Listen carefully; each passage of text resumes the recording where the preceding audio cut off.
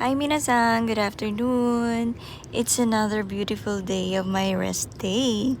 So, kailangan kong kulitin si ate para sa lakad namin sa Starbucks. Kasi, we need to prepare something for our Christmas party gift. ちょっとね、秘密だけどどうやって秘密になる今喋ってるのに。It's about our Christmas gift sa mga dadalo sa Christmas namin. And, wow, may magjowa sa likod. Nagpapainggit. Ayan. Papakita ko sa inyo yung in-order namin ni ate. Yan po.